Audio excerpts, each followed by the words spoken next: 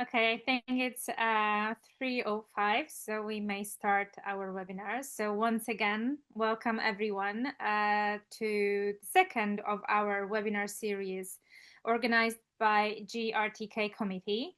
And the main topic of our webinars is traditional knowledge between IP and sui generis law. And today we will be talking more about an academic approach and how to work with traditional knowledge, especially TCEs, and how to protect them. And our today's panelists will be Harriet Deacon from University of Hull from United Kingdom, Lily Martinet from Ministry of Culture from France, and Benedetta Ubertazzi from Studio Ubertazzi from Italy. And I will have the pleasure to moderate this webinar together with Simona Lavagnini from Italy.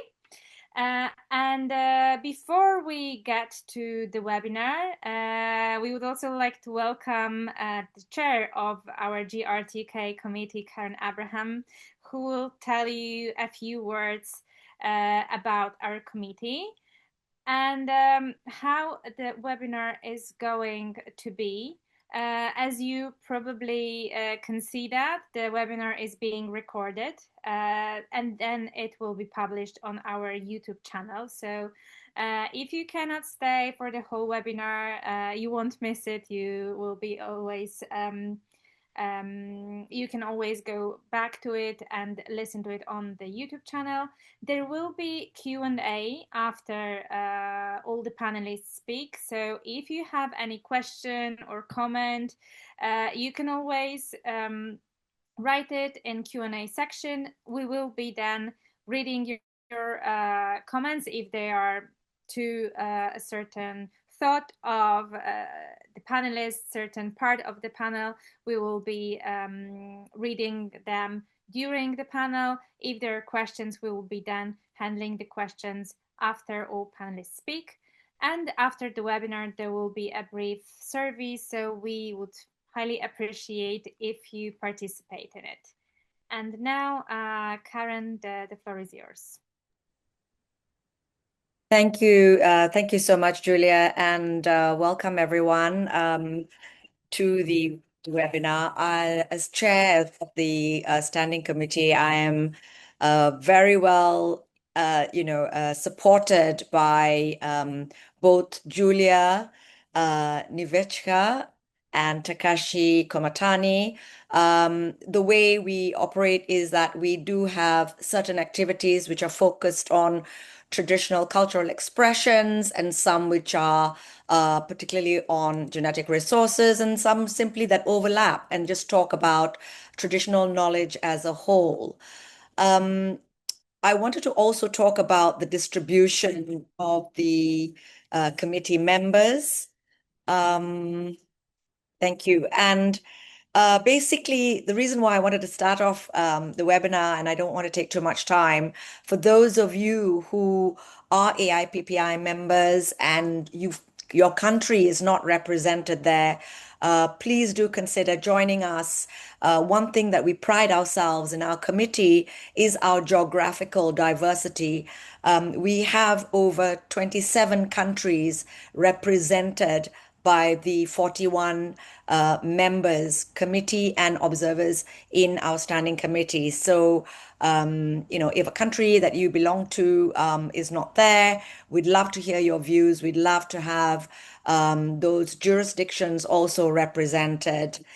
I also just wanted to quickly tell you that we have many activities for the rest of the year, a few more webinars coming up before we meet in Hamburg for the Congress on the 7th to the 10th.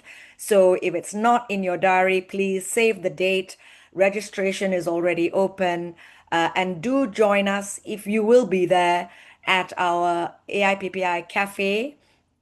And our discussions will be centered around AI and traditional knowledge. That's on the Thursday, the 8th of October. And we will have a IP standing committee on the 9th of October. So looking forward to all of seeing you more frequently until we meet in Hamburg, and enjoy the webinar. Thank you. Thank you very much, Karen.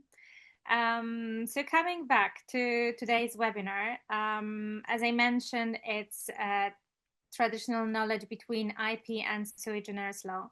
And maybe part of you participated in our last webinar in March, where we discussed how the protection of traditional knowledge, TCEs, this all intangible goods that surround us, how the protection is provided in India, in Romania, and in Mexico. So we had our panelists, practitioners from around the world, telling us if they have specific law provisions in their countries, how they use it, if they lack anything, if they consider that maybe there should be more legislation covering traditional knowledge.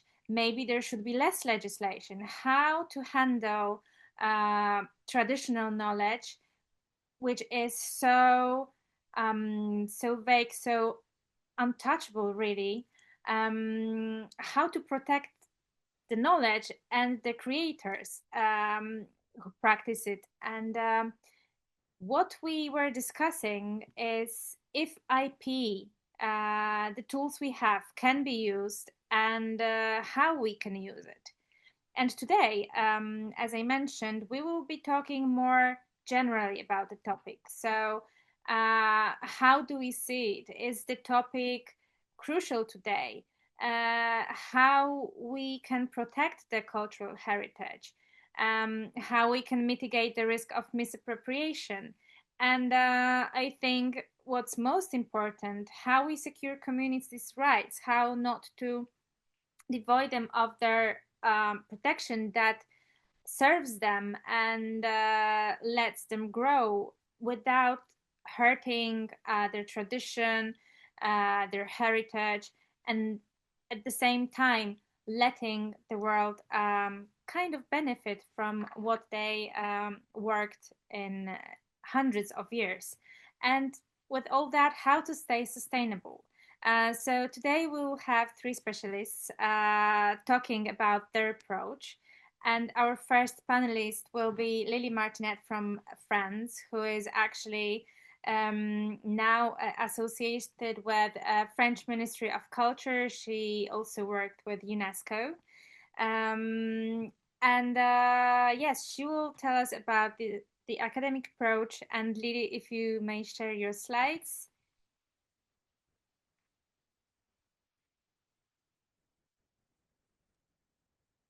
So, hi everyone. I had to ask for the slides, you need to stop sharing your slides so that I can share mine, please. Thank you.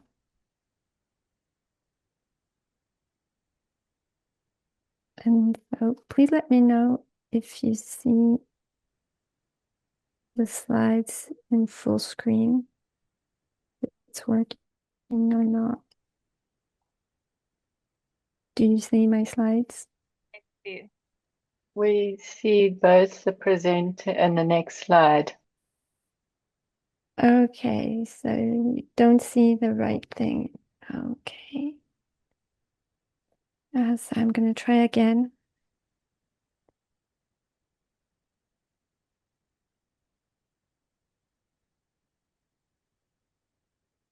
Did this do the trick? Or it hasn't? I cannot see anything, at least I can't. Okay, great. And normally if I do this, you should see my slides. It works now. It's fine. Okay, I can see some thumbs up. Great. Sorry for the trouble. So first, I want to thank you for organizing this webinar, and I'm really delighted and thrilled to be able to participate in it. So there's a public interest on these topics, but they still are not completely understood. And I will be talking today about the relationship between intangible cultural heritage, traditional knowledge, and traditional cultural expressions. So the first question that we should address is the relationship between these three legal concepts. What is intangible cultural heritage? How is it different from traditional knowledge and traditional cultural expressions? So intangible cultural heritage, traditional knowledge, and traditional cultural expressions all share the same subject matter. These legal concepts embrace notably traditional dances, traditional songs, handicraft, designs, ceremonies, foodways, festive events, knowledge about nature. It's very large. A lot of things enter in the scope of intangible cultural heritage, traditional knowledge, and traditional cultural expressions. So they cover practices, knowledge, and expressions that have a cultural content and a collective essence, meaning that they belong to a community. They are all transmitted from generation to generation, and they serve a social function as they express a collective cultural identity. And their relationship is the following. Traditional knowledge and traditional cultural expressions are a subset of intangible cultural heritage. Traditional knowledge has a more technical nature than traditional cultural expressions, so this is the main way we can differentiate them, although most of the time the limit is quite hard to discern. And all these legal concepts share common issues, mainly how do you protect and safeguard the fruit of collective creativity? How do you delineate a community which is linked to intangible cultural heritage and traditional knowledge or traditional cultural expressions? What is interesting is that these three legal concepts, they share the same origin story. In the 1970s, they were all bundled up together under the name of folklore. And when the international community started working on folklore, it was because it had received a communication from Bolivia. So UNESCO received the communication, and on the slide you have an excerpt from this communication. And what's interesting is that this communication expressed the need to provide an international instrument to protect folklore on one hand as cultural heritage, and on the other hand against misappropriation. So UNESCO and WIPO, they worked together on this issue for a decade.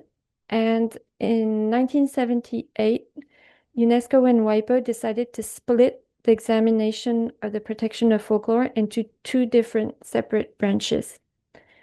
The first branch, which was an interdisciplinary approach, was handed over to UNESCO, and it became the cultural heritage approach and intangible cultural heritage in the end.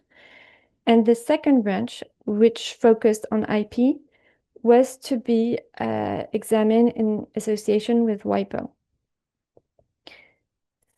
So the cultural heritage approach uses the term of safeguarding, and it coined the legal concept of intangible cultural heritage. Safeguarding of intangible cultural heritage is handled by UNESCO, and there is an international instrument that was adopted in 2003. It's the Convention for the Safeguarding of the Intangible Cultural Heritage, which is implemented by UNESCO. And there is a definition of safeguarding, which is that the goal of safeguarding is to ensure the viability of intangible cultural heritage through identification, documentation, research, preservation, protection, promotion, enhancement, and transmission. So we're really in this type of measures that are related to cultural heritage. The IP approach uses the term of traditional knowledge and traditional cultural expressions, and the protection of TK and TCEs is handled by WIPO, so another specialized agency of the United Nations system. Inside of WIPO, there was a committee that was established in 2000, the Intergovernmental Committee on IP and Genetic Resources, Traditional Knowledge, and Folklore. And in 2024, there was a first treaty that was adopted. So this treaty is the WIPO Treaty on IP, Genetic Resources, and Associated Traditional Knowledge. So we can see that whereas UNESCO adopted an instrument in 2003, it took more time. It took 21 years more for WIPO to adopt a treaty, which has not yet entered into force and has quite a limited scope because it focuses on traditional knowledge associated with genetic resources. So negotiations are ongoing for the protection of traditional knowledge and traditional cultural expressions. So on this side, we still don't know which instrument would be adopted.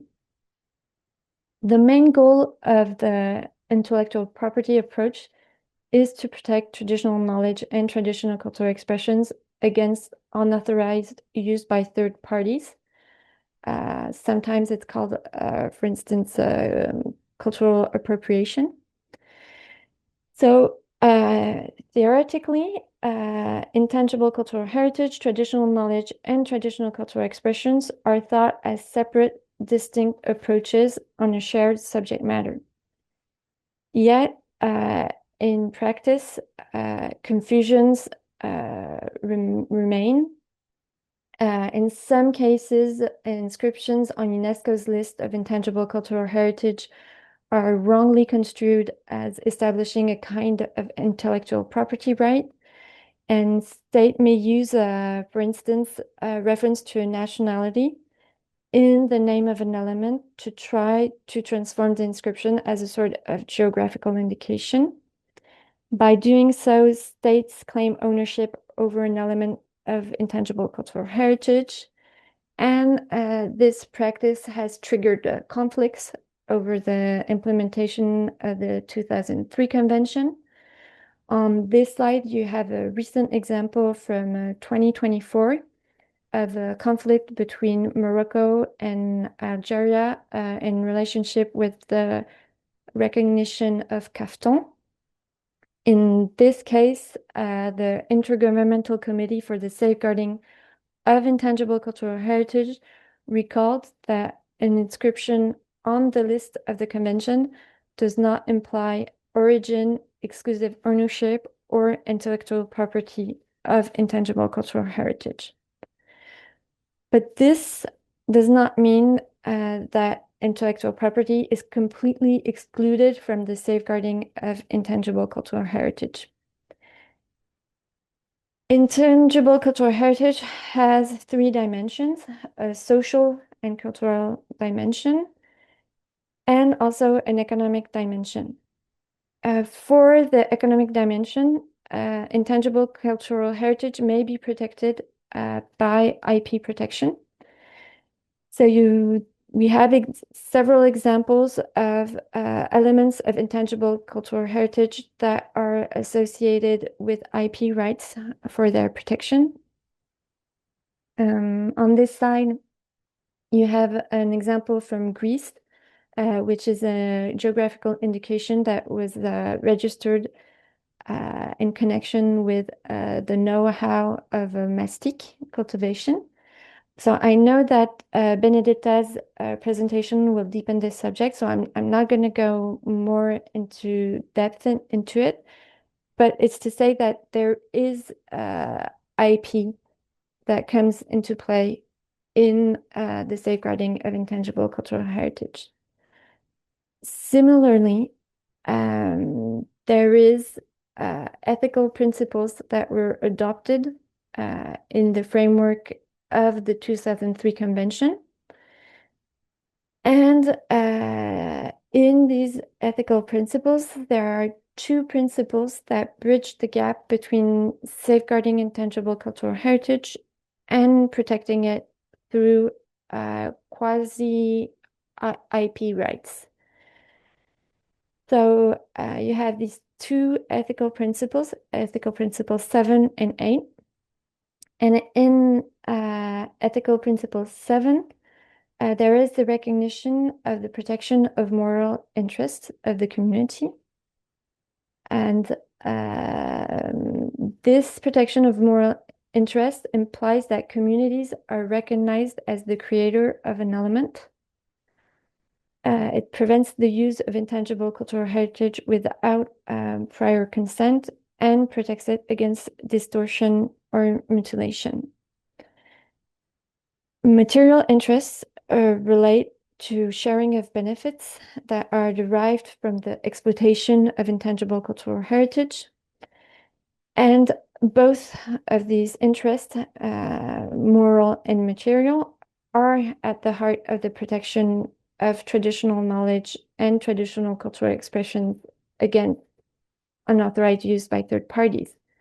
So through this ethical principle, we are actually taking into account the issues that are at the heart of the protection of traditional knowledge and traditional cultural expressions, but with a different approach, which is an ethical approach rather than the recognition of collective IP rights. But we have the ethical principle just after the 7th, the 8th, that comes to bring nuance that highlights the risks of recognizing rights on intangible cultural heritage.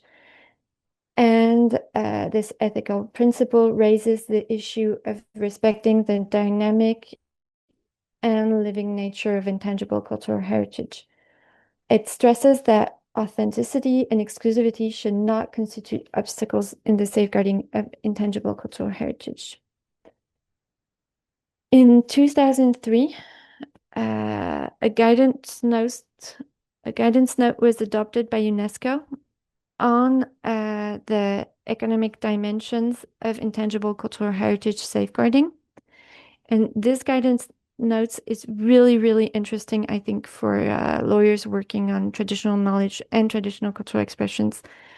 The guidance notes invites stakeholders to identify cases of inappropriate uses, such as over-commercialization, misappropriation, misrepresentation, decontextualization, and also to seek, in these cases, appropriate redress for them. So we can see that there's that UNESCO is seeking to bridge the gap with UNESCO and to take into account these issues of misappropriation. But it's also important, and we should highlight that there are tensions that exist between the approach of the cultural heritage approach and the IP approach. Intangible cultural heritage tends to avoid ownership. It encourages evolution, recreation, whereas IP promotes exclusivity, authenticity, and standardization. ICH focuses on the cultural and social function and on know-how, on knowledge, how it is transmitted, whereas IP focuses on the economic dimension and on products that are produced through intangible cultural heritage. But it's still possible to imagine sui generis systems that combine a cultural heritage approach with a protection approach. And I'm going to finish my presentation with two examples from France. The first one is about baguette, bread. So baguette is central to France's culinary culture. In 2022, the artisanal know-how and culture of baguette bread was inscribed on the representative list of the intangible cultural heritage of humanity. And bread is so important in France that we have set up a legal protection akin to IP rights to ensure its quality. The law protects artisanal bread against the competition of industrially produced baguettes, which are cooked from frozen dough. The French legislature decided to protect bread makers by adopting special protections. In 1993, a decree was adopted protecting all the combinations of the terms French, Francis, traditional, and bread. These terms can only be used in connection with bread prepared from a specific limited list of ingredients never frozen. And we have a similar protection for the title of baker that was introduced in 1998 by an act. So to use the title of baker, a professional needs to personally undertake all the stages of bread production at the place of sale to the end consumer. And products cannot, under any circumstances, be frozen. De facto, both laws have created a certification scheme, creating a monopoly on the title of baker and of French traditional bread. So these are kind of sui generis collective certification trademarks. And when a consumer in France buys bread in a bakery, they know that they are buying a product prepared with the traditional know-how and the specific ingredients. So they're ready to pay a premium for a baguette which is traditional. And I wanted to put another example in which is very similar, which is haute couture. Haute couture was included in the French National Intangible Cultural Heritage Inventory in 2025. It is protected by a certification system, which decrees were adopted in 1945 to create a legally protection of the denomination haute couture. And fashion houses need to meet specific requirements to use the name haute couture. They need to have original handmade models that are presented, and they need to have a specific number of craftspersons in their workshop. And the goal of this system is really to safeguard and transmit the know-how to create one-of-a-kind and bespoke fashion pieces. So it's really a protection to safeguard the intangible cultural heritage associated to haute couture. So through these examples, I wanted to show you that some communities have been able to integrate sui generis protection systems to safeguard intangible cultural heritage, and they work quite well. And I wanted to conclude on the need to examine in more detail these kind of sui generis systems so that we can have approaches that are more integrated in relationship to the safeguarding of intangible cultural heritage and the protection of traditional knowledge and traditional cultural expressions. And I want to thank you for your attention. And I'm going to stop sharing my slide. Thank you very much, Lily.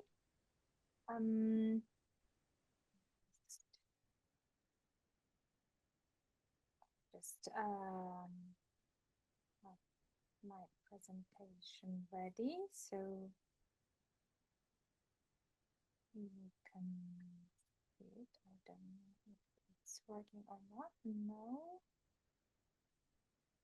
Just a second. As always, there are some technical issues. But we'll have it ready. Okay, so thank you once again. And our second panelist will be Benedetta Ubertazzi, who also worked with UNESCO. So we'll probably share your experience and say more about her experience and how she uses that in her practice as a practicing lawyer as well. And Benedetta, if you are ready, you can now share your slides, please.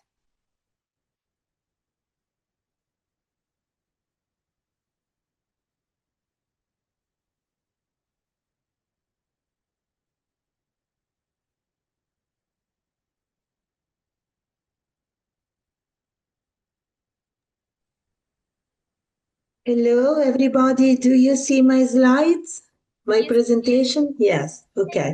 Full screen. Thank you very much. Thank you very much to AIPPI for inviting me to speak, and in particular to Mrs. Simona Lavagnini, a very good friend of mine, and I really am very happy for this invitation coming from Simona, and I still remember all the good things that Simona is doing and always did for me, for my father, for my family. So I'm very grateful about this invitation. I'm very happy to work with you. So coming to the topic of today, yes, I will focus on UNESCO, ICH, as Lily just mentioned, IP rights and sustainable development. Sorry, Benedetta, can you make it full screen? Because we can see the whole window, and I think that it might be a bit too small.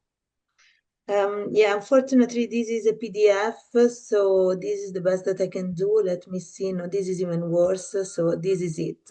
Is it okay for you like this? Okay. Is it okay? Is it better? Yeah, maybe like that. Yes, this is full screen. Okay, thank you. So let's talk about the convention and IP rights. The UNESCO 2003 convention has an Article 3, and as Lily just mentioned, Article 3 is mentioning that with regard to the relationship to other international instruments, nothing in this convention may be interpreted as affecting the rights and obligation of states parties deriving from any international instrument relating to IP rights. Okay, so basically this article was meant precisely to do what Lily mentioned, and this is to respect the division of competence between UNESCO and WIPO. So it is very important, this article, because it makes clear also that the convention does not create any sort of intellectual property rights. So the inscription in the convention does not mean that anyone will get any kind of intellectual property right deriving from the listing of that particular element in the UNESCO list. And this precisely because IP protection of ICH related TK and TCEs was left wide. But this created, as it was already mentioned, a legal gap. And this put a burden on the organs of the convention, which were increasingly called upon to step in the IP field. So IP was really becoming something very important in the life of the convention. So this division of competence created ambiguity, and in fact, WIPO started exploring sui generis IP rights systems, as we all know, but until 2025, still no treaty, and in 2025, just a treaty on GR, as we know. In contrast, UNESCO was working a lot in relation to IP rights, even though this issue should have been left to WIPO.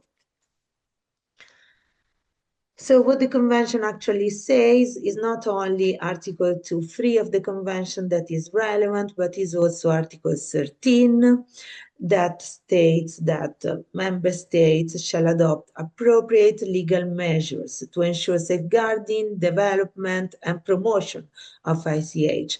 And among the appropriate legal measures, the operational directives have two directives in particular, very, very important in relation to IP, namely Operational Directive 104 and 173B. And both of them encourage states to adopt intellectual property rights precisely as an appropriate legal measure to safeguard ICH. And also we have the overall result framework. We have a core indicator number 14 adopted in 2018, which mentions IP as an appropriate legal measure. And all of these in the UNESCO framework. So the iOS evaluation recommended including IP in the capacity building program, recommended closer cooperation with WIPO. The same recommendations were reiterated the following years, for instance, in 2021 and then on. As a result, IP was included in the capacity building, was mentioned also in the guideline of 2023. So UNESCO started working a lot, mentioning and recommending to states to adopt intellectual property rights as a safeguarding measure. And also the committee, the ICH committee, adopted several decisions mentioning intellectual property rights and stating, for instance, that IP rights promote creativity, innovation, and utilization of ICH, while ensuring that the bearers benefit from the protection of the moral and material interests resulting from the use and adaptation of that heritage. And then you can find other committee decisions. However, there is a sort of caution as well in the convention, institutions working in the convention framework. And in particular, other decisions state that property implies ownership, exclusivity, and that heritage, however, implies responsibility, custodianship, transmission. So since ICH is constantly recreated, the convention is structurally not fit for notions such as authenticity and ownership. There would be a technical incompatibilities between IP rights and ICH, because IP rights require individualization, and ICH is, however, collective, and there are other differences that you can read yourself and all of us are aware of. So which are the risks of using IP rights for ICH? In particular, one of the main risks is the freezing and standardization. So IP rights may fix a single authentic version of a practice, contradicting the living and evolving nature of ICH. So there is also an excessive focus on economic exploitation, which may erode the cultural and social dimensions of ICH. There is a risk of decontextualization. So products protected by IP rights may be detached from their cultural context and community meaning. So there is a risk of reinforcing misappropriation. So IP rights may be registered by non-community members over ICH elements. There is a risk of exclusivity claims. In particular, GI may trigger claims of geographic ownership inconsistent with the Convention's vision of ICH as shared heritage. And there are enforcement barriers. Community often lack resources, legal expertise, and access to courts for cross-border IP enforcement. But if we have a look at the factual context, if we have a look at the nomination files, IP rights are always, and not always, but are frequently mentioned by nomination files and frequently adopted by communities to protect their ICH. And here you have a list, and then you can go through yourself the different examples. So for instance, there are elements which nomination file mention copyrights and related rights. Like, for instance, those elements coming from Botswana, from Mauritius, from Croatia, and the Indonesian batik. All of those elements obviously are listed, and this is why I am referring to the nomination file. There are nomination files mentioning patents, mentioning trademarks, mentioning non-disclosure agreements, including intellectual property rights. For instance, craftsmanship of mechanical watchmaking and art mechanics coming from France and Switzerland. Certification trademarks are mentioned. Collective trademarks, for instance, the traditional violin craftsmanship in Cremona. Individual trademark, however, for a collective entity. This is the case of Tocati and the Mediterranean diet. IP mentioned in general terms, like al-Sadu. This is an element inscribed in urgent safeguarding list. Geographical indications in the broader sense, so GI, PDO, TSG as well. So all of those elements listed there. And TSG in the Art of Napolitan Pizzaiolo, for instance. So you can go through yourself. I'm not going to read in details the nomination files of those elements that I just mentioned. So IP is very present in the convention life and is very present in the nomination files of the different communities.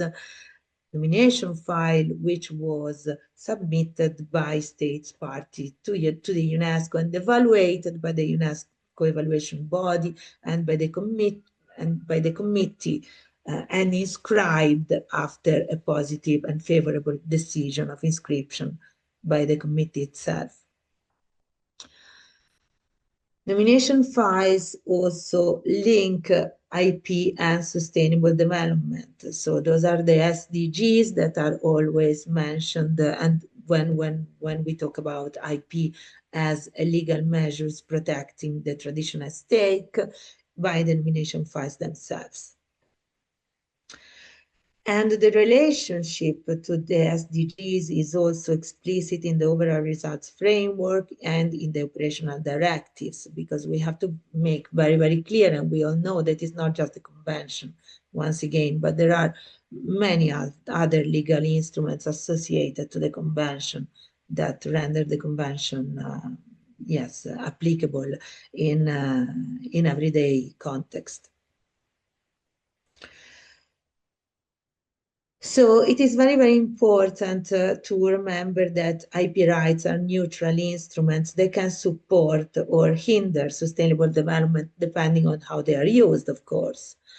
And the choice of the right IP tool for the right ICH element is the key. This is what in particular HIPAMS worked at. HIPAMS is a project that Harriet Deacon, who will present after me, and I participated to, and it means heritage sensitive intellectual property and marketing strategies. So, and HIPAMS concentrated on the right IP right for the right ICH element so for communities. And in particular, communities in India, in rural India. The core question was, how can marketing and IP help marginalized communities harness their ICH to contribute to sustainable livelihoods without commodifying or harming it?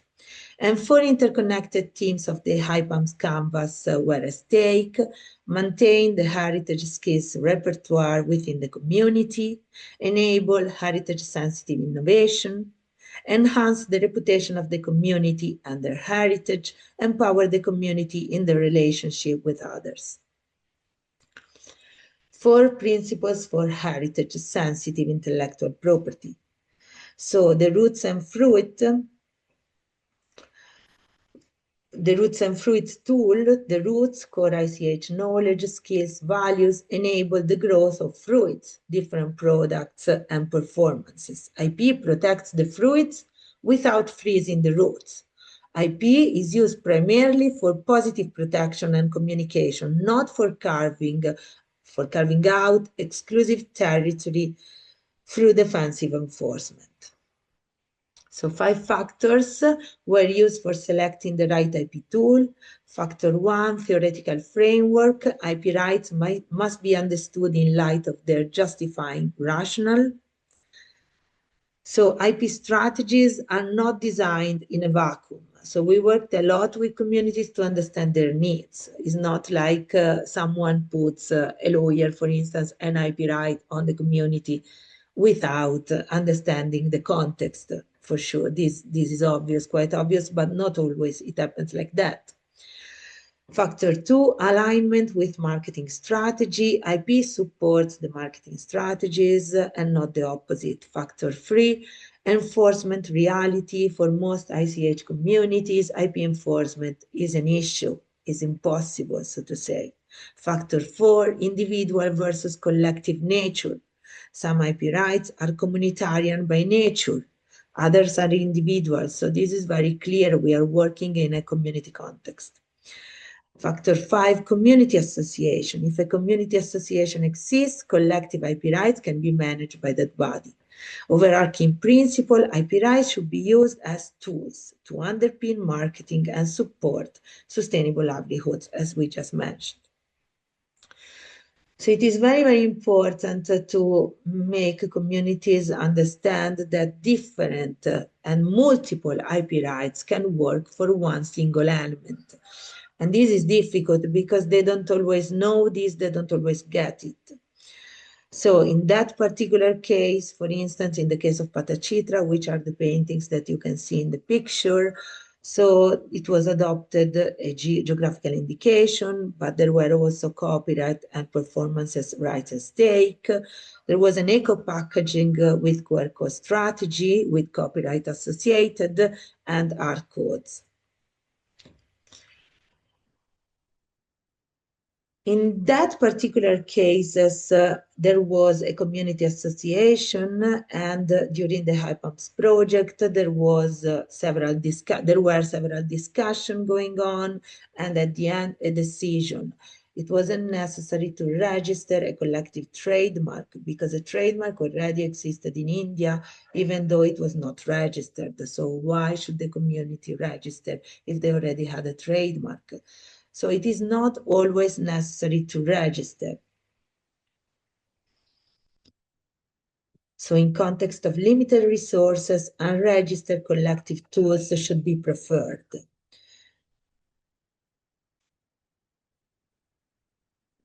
There are other examples of communities refusing IP rights which are closer to us than Patachitra in India. So for instance, in Cremona, the Cremona violin makers refused adopting a geographical indication. As we all know now, geographical indications can be for non-food elements. And in that particular context, the Cremona violin makers already have a registered collective trademarks, so they didn't see the need, and still they don't see the need of adding another layer of protection related to IP rights, and in particular of having a geographical indication. So they decided not to register. It is very important to remember also that some geographical indications can help promoting environmental sustainability. And in particular, we talk about the green geographical indications. And this was the case of Patachitra because the specification of the geographical indication mentioned the adoption of natural colors. Also, IP in the AIPPI context was very important as a tool for defensive protection and to avoid misappropriation cases. You have some examples in this presentation, in this slide, which I will leave to you, and in the AIPPI website as well. And IP as positive protection was used to reach economic sustainability and also social and environmental sustainability. In the AIPPI project, the Sustainable Development Goals were achieved by the use of intellectual property rights. So there is no universal IP formula as a conclusion for ICH safeguarding.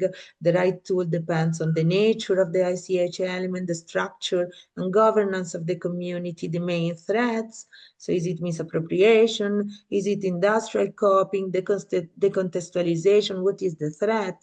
The safeguarding goals, is it transmission? Is it reputation? Is it the economic viability or the environmental resilience and the enforcement reality?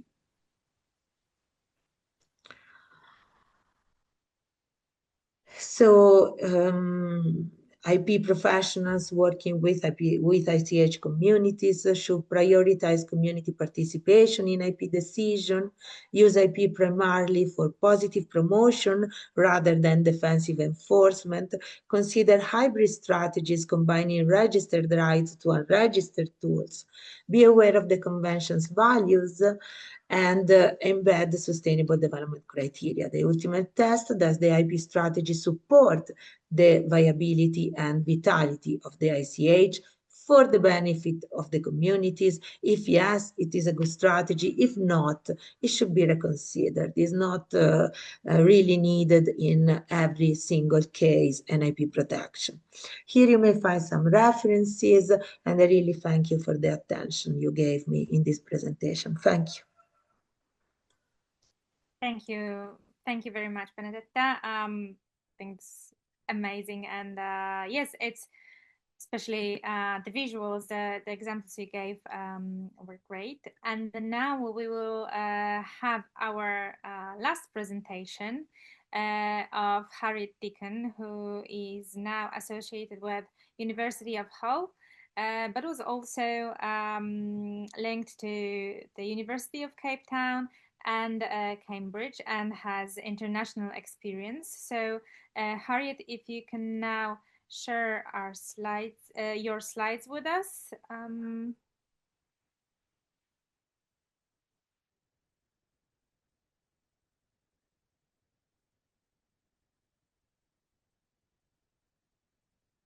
Perfect.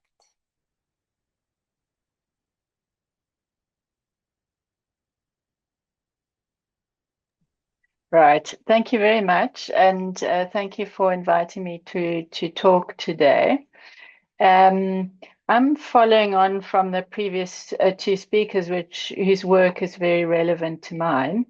I've been involved with the HIPAMS project, as Benedetta mentioned, but also with some work with UNESCO on the development of the guidance note on economic aspects of safeguarding, and with the WIPO WEP program, which is to support women entrepreneurs with TK.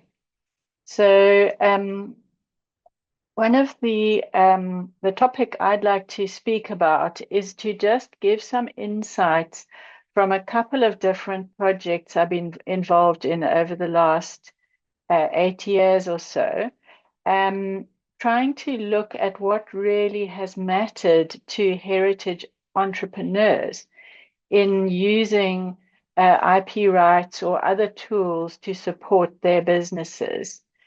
And the reason why I think this is important is because heritage entrepreneurs, the ordinary people who are from the community and using their heritage to make a living, are obviously the ones who deciding how they're going to use IP tools and marketing tools in their business, but this also considering whether let's say these tools have safeguarding impacts for them.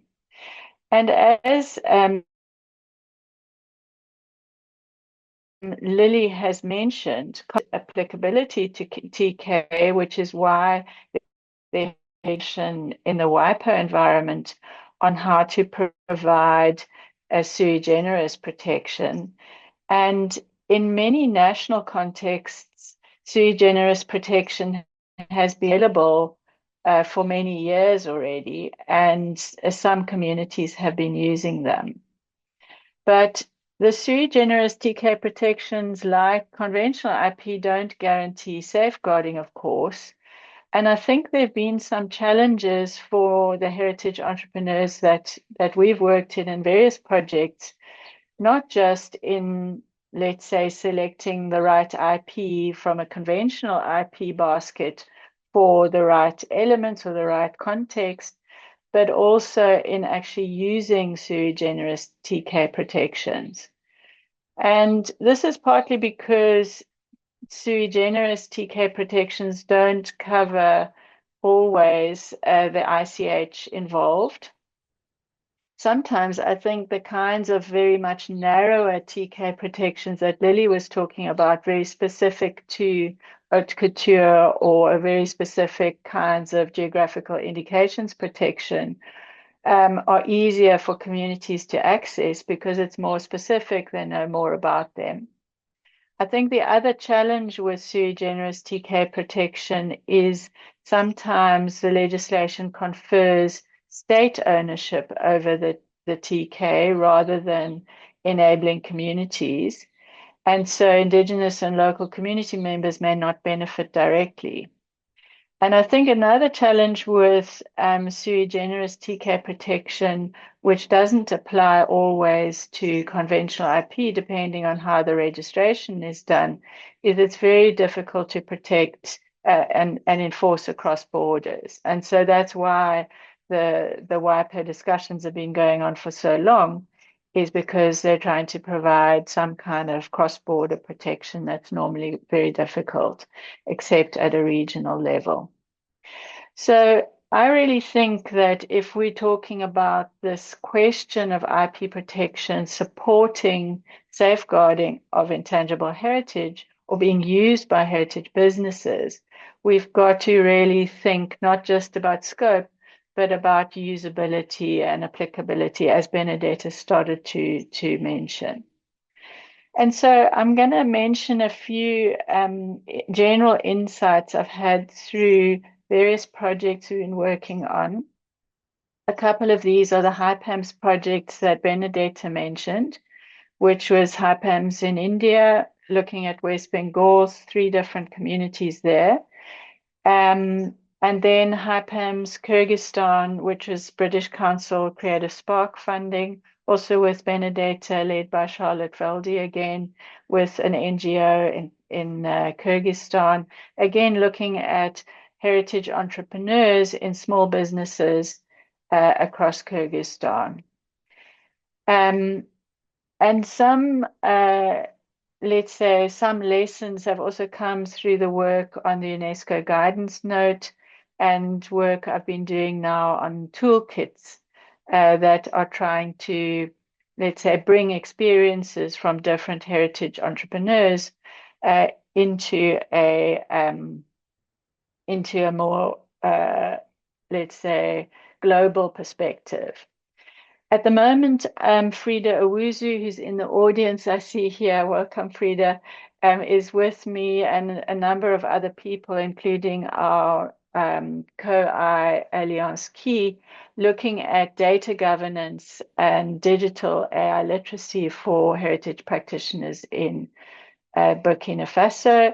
And Benedetta and I have just come back from some work with embroiderers in Uzbekistan,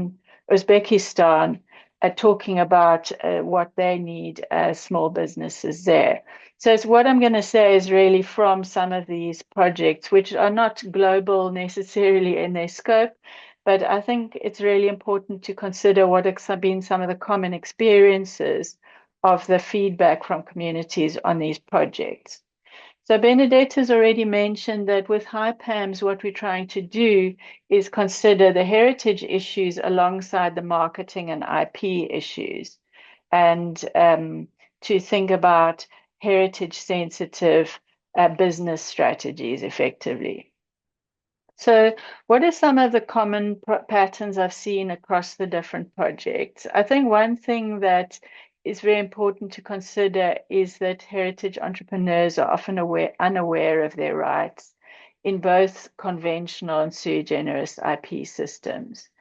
And this is really important because if you're bringing in a sui generis system, often there's no general advice on that, even from the IP officers, whereas the IP officers might have generic IP advice for small businesses. Often that doesn't apply to TK. And we saw that in countries like Kyrgyzstan that does have dedicated TK legislation, but the heritage entrepreneurs were again unaware of that. And many of the heritage businesses have challenges pricing their goods and services correctly. And that's really, I suppose, a marketing issue to a large extent. They're not doing a lot of market research, and they're also not systematically monitoring misuse and misappropriation. And so just having the knowledge to try and identify where these things are occurring and the systems to try and identify these occurring are often absent. Benedetta already mentioned the importance of instruments like unregistered IP rights. So knowing about the rights they do have in their particular jurisdiction over unregistered marks is actually very important. And another area I'd like to mention is that we've seen significant interest from heritage entrepreneurs in issues like trade secrets, contracts, contractual protections, for example, with galleries and publishers, and then codes of ethics, the importance of sort of more general protections through ethical principles. And again, WIPO has been responding to this with their codes of ethics for fashion that have tried to address the kind of gap that we see between what we want with the sui generis instrument for TK and what's currently available, at least at the international level, in conventional IP law. I think it's important to really think carefully about the specific business and safeguarding challenges that heritage entrepreneurs face in really relating the individual entrepreneur to the community. And sometimes there's a good relationship there already in place, and sometimes there's actually not sufficient relationship in place. And how to sort of make the support businesses in making a stronger community connection is very important. I think there are, what we've also seen, and this is our colleague Diego Rinaldo has been very active working on the question of heritage sensitive marketing. And he's made the point that there are higher risks to business where heritage reputation is high and product design and process are well known, which is often the case. For example, everyone knows the recipe for making the bread, let's say. But that means that heritage businesses need specific support around these questions of misappropriation, unfair competition, as well as under commercialization, addressing this question of pricing. And I think there's another area where heritage businesses have specific challenges, and that is really this debate about how much innovation is appropriate or not appropriate. And this relates to what Lily was saying really about this authenticity question and communities deciding what kinds of innovation actually kick a heritage business out of the heritage classification and actually then become something more sort of a creative commentary on a heritage practice.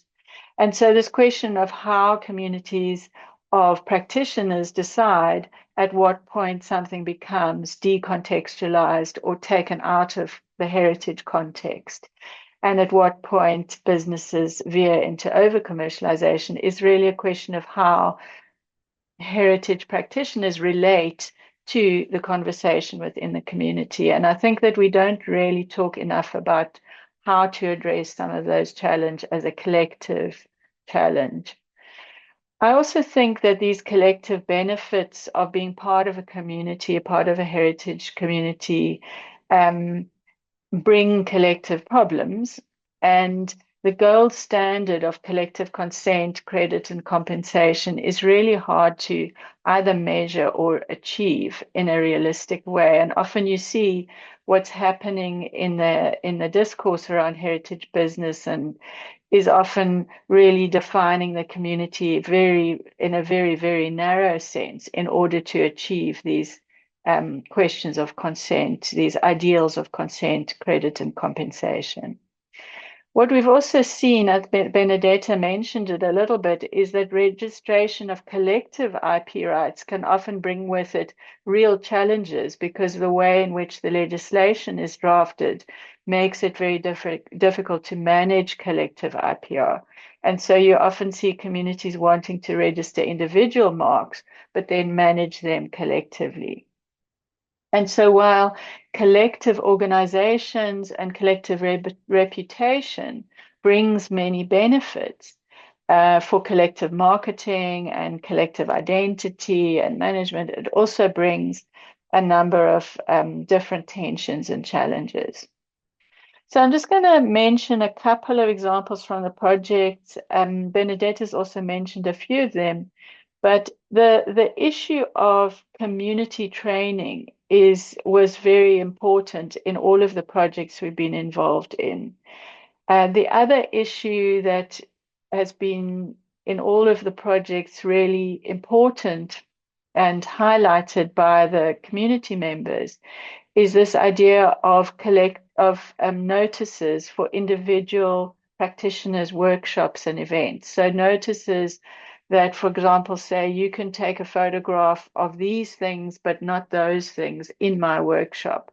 And even just understanding that this is necessary and possible from a practitioner point of view is something that's an important aspect of the capacity building. And then again, codes of ethics for third parties. So this is an example of one of the notices that we developed in the HIPAMS India project for the festival, the Potmaya Festival in Naya village, where the practitioners were making these storytelling scrolls.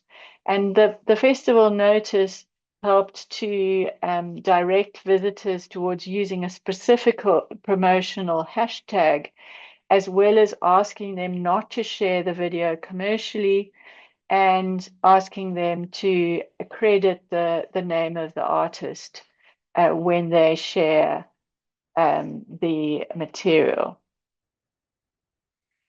I think what all of the projects have underlined is the importance of specialized support for heritage practitioners. And small business training for creative industries doesn't generally address the special concerns of heritage businesses that we've been talking about. We feel that that kind of training needs to go beyond IP to include questions of data governance and heritage sensitive marketing, because as Benedetta was pointing out, any IP strategy needs to really work for a marketing and safeguarding strategy. And looking across all of the projects I've mentioned, I think there are some key areas for capacity building, which are important even where you might have sui generis TK protection, because often, even in countries where you do have sui generis TK protection, communities and entrepreneurs are also using conventional IP rights. And these are the following, information on collective organization and action. The Sami community in Northern Europe has done quite a lot of work on how to get collective action going around business strategies. I think second, methods of market research and marketing collaboration also in communities. Again, here, the work on Alp Foodway and Alp Textiles that Diego Rinaldo and others in the Alpine regions have shown the way, I think, for the kind of training that communities might use beneficially.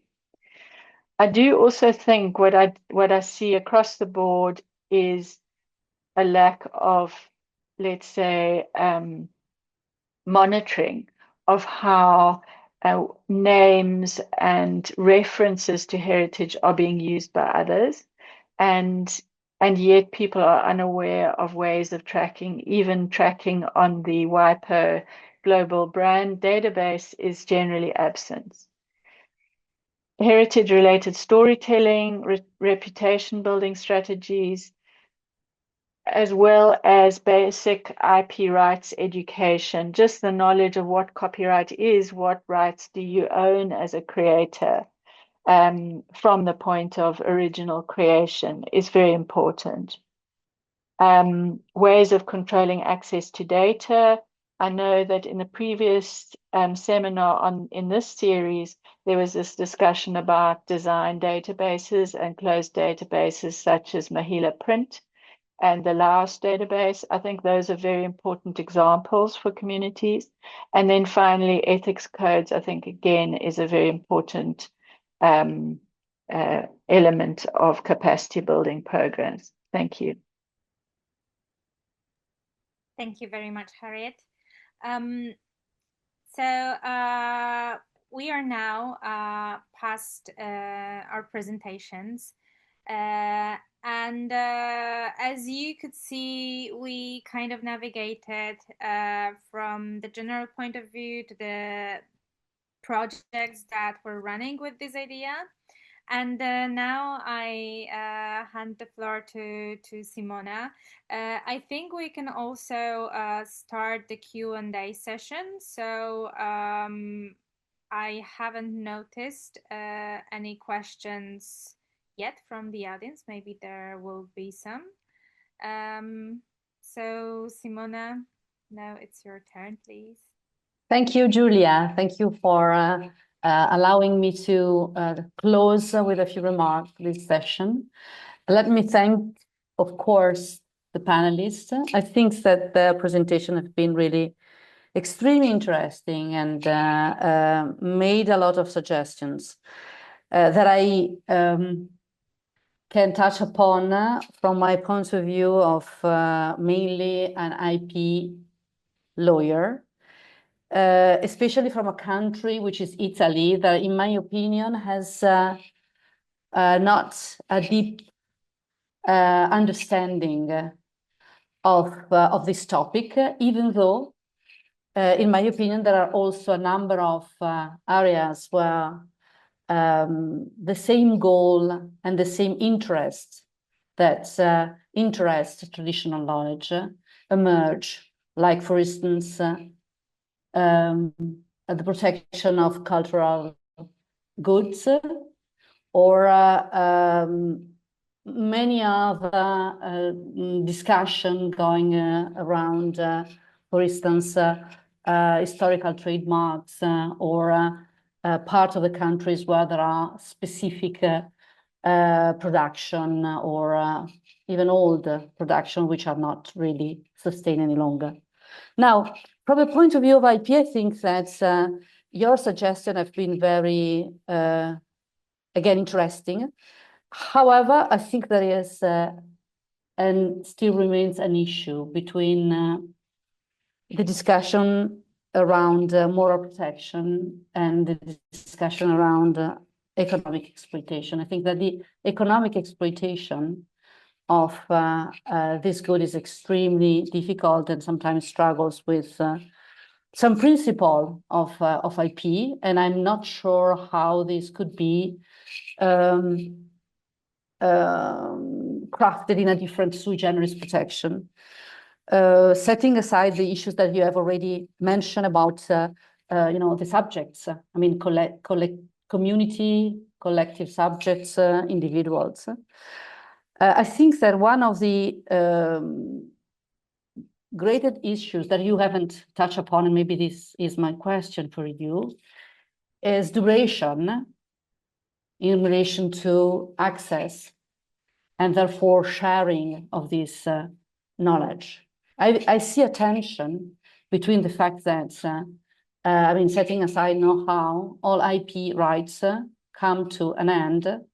And at the end of this protection, which is meant to reward, creativity or innovation, public can freely access and use and exploit the goods.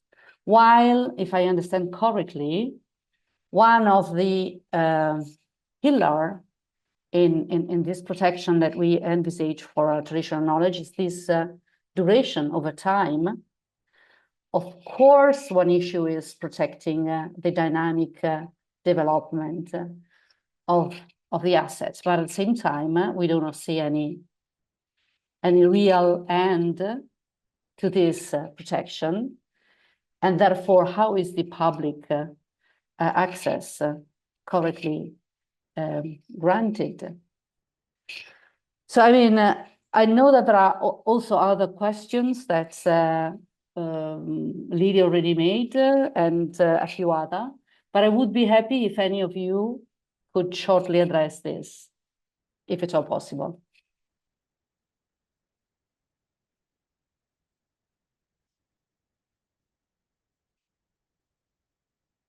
I mean, the question is for all the panelists. I don't know whether Lily or Benedetta or Harriet would like to reply. Maybe Lily? Okay, I'm gonna start and then ask a question because I have a question I would like to ask.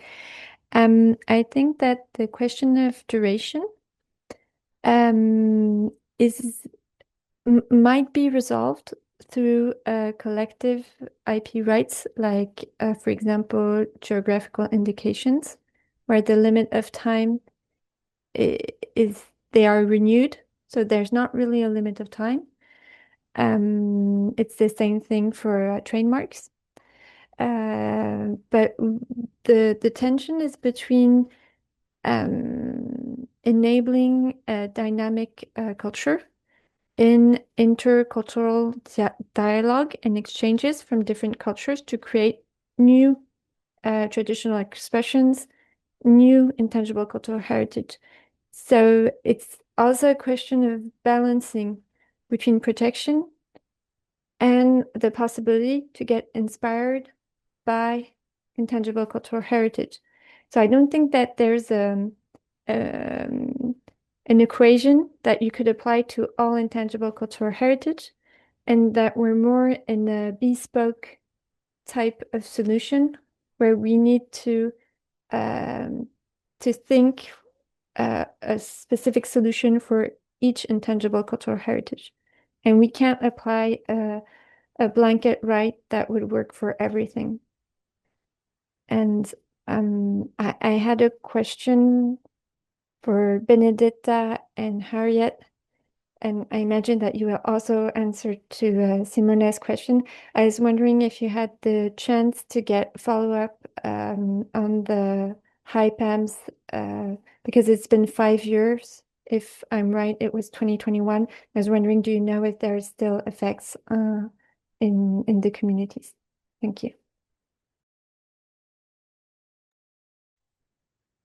Okay, maybe I'll go first, and then Benedetta can add. On the HIPAMs project, we haven't followed up specifically with the India communities in India and Kyrgyzstan yet, but I know that our partner in India, Ananya Bhattacharya, is working still with the various communities, and so we are going to.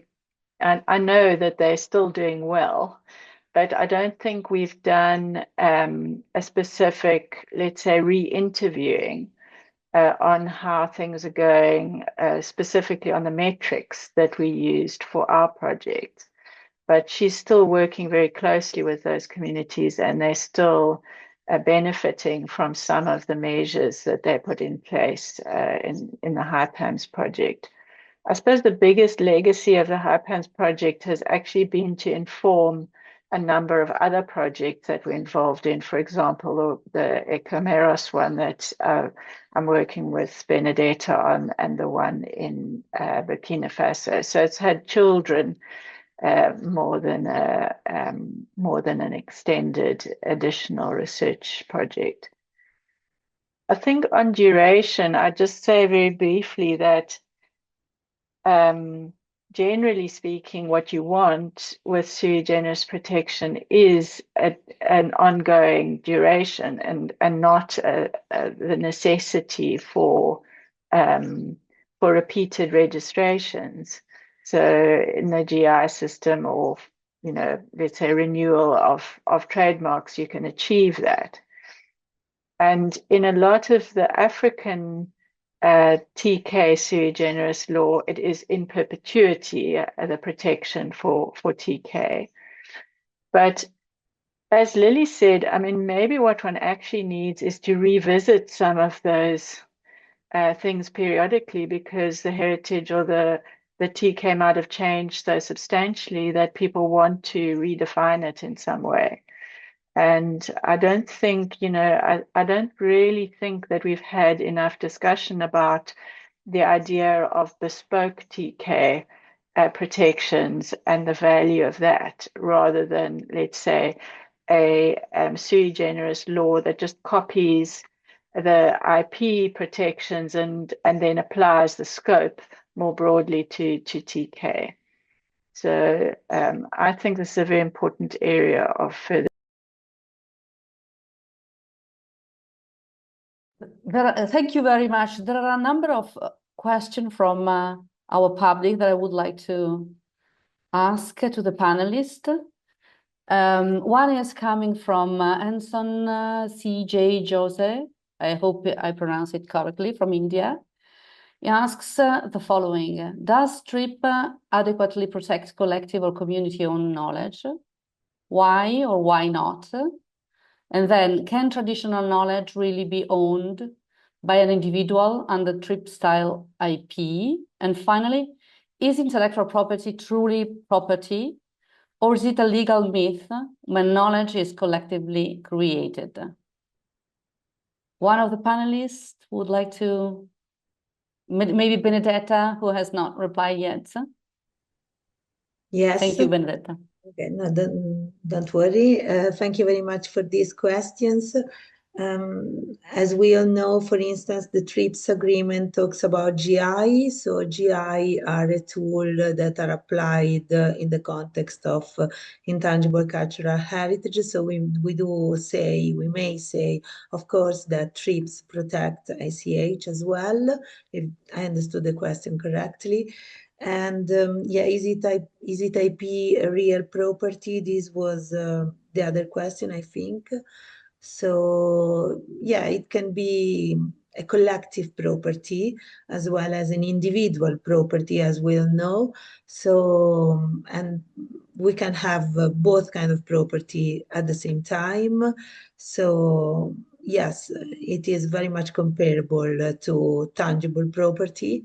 The only thing is that it is intangible, and this has to do also with the question of Simona on duration.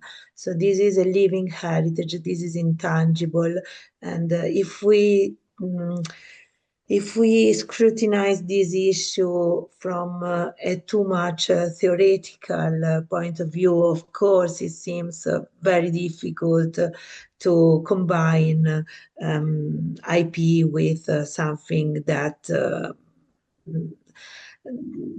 really has no duration, because it is meant to live until it dies, okay? Because it's living heritage. When it does not live anymore, it will die, and that's it. But until it lives, we should protect it.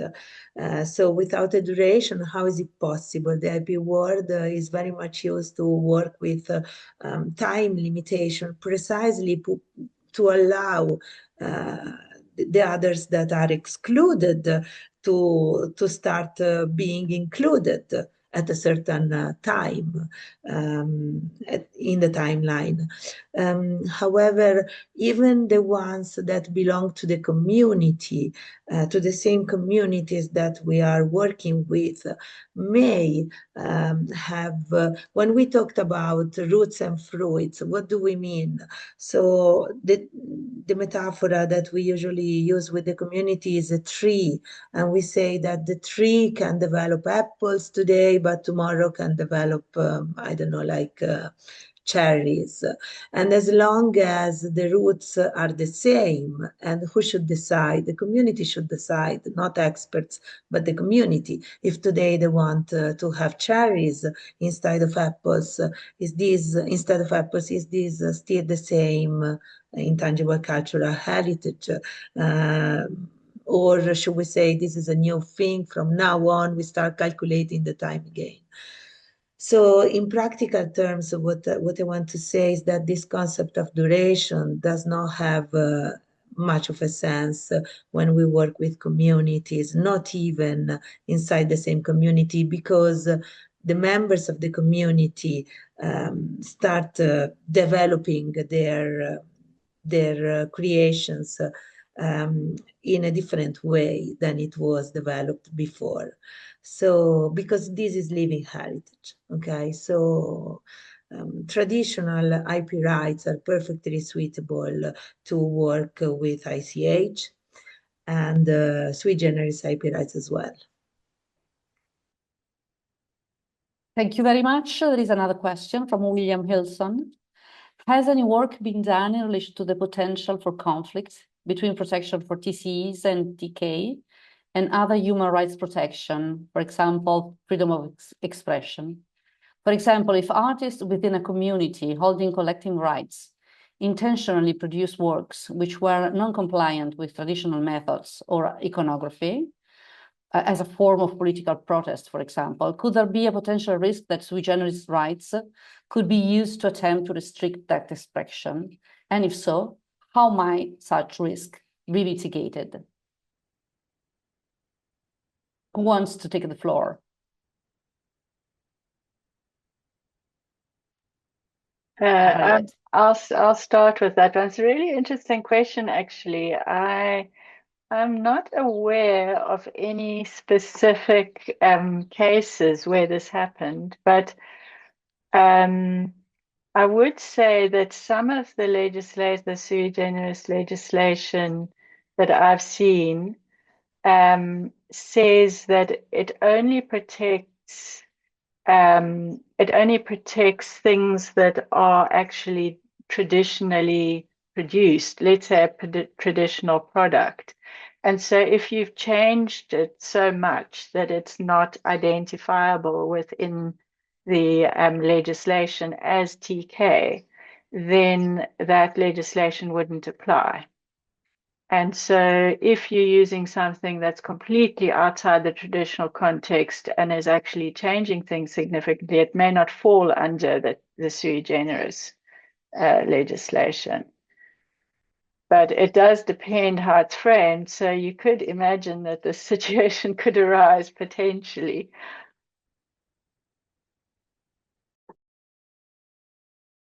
Thank you very much, Harriet. Another question from Martin Michaus, who is member to our group. Thank you, Martin, for the question. Considering Article 3 of the 2003 UNESCO Convention, that nothing in the convention shall affect the rights and obligation of state parties deriving from an international instrument relating to IPRs, how does it interact with the United Nations Declaration of Indigenous Communities that recognize their collective IPR?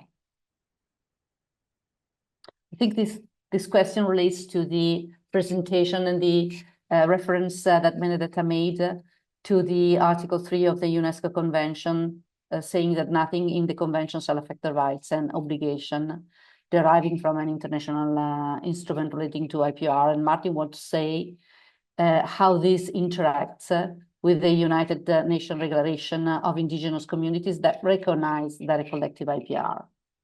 Is there anybody who wants to reply?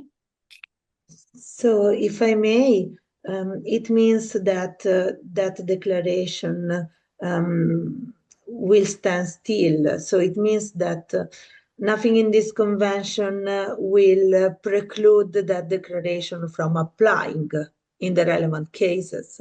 So if for indigenous people, those are their collective IP rights, these will not change by the UNESCO 2003 convention, will not be affected.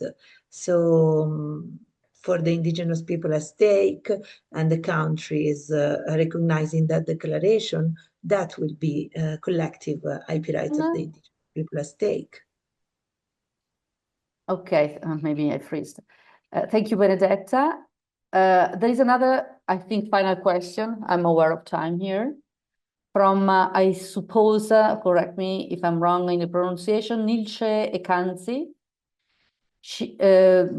asking, with the entry into force of sui generis legislation in some countries, is it possible for an opponent to prevent a trademark registration based on a TK right?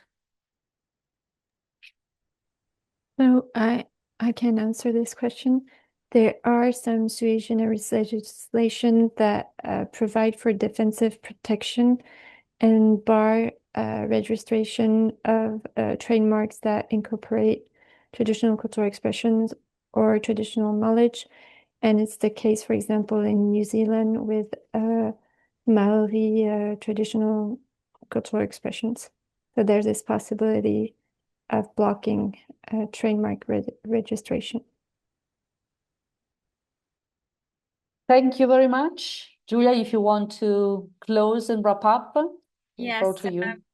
Thank you very much. That was a truly interesting discussion. And thank you for all the questions from the audience. I think it always brings the discussion up and shows what is important for all the practitioners out there who need to somehow figure out how to deal with TK and introduce it to the everyday life and the IP that we are practicing. And it's not always enough to cover what we face with TCEs and TK in general. So thank you for all the panelists to be here with us and share your gigantic knowledge and experience, and that we could benefit from it.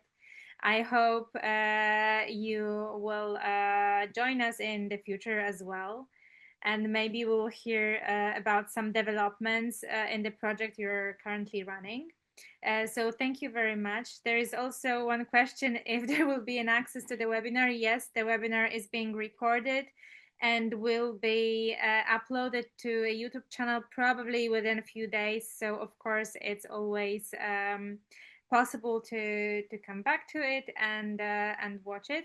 So thank you again. Sorry for this 6 minutes of delay, and enjoy your weekend, and see you on the next webinar. Thank you very much.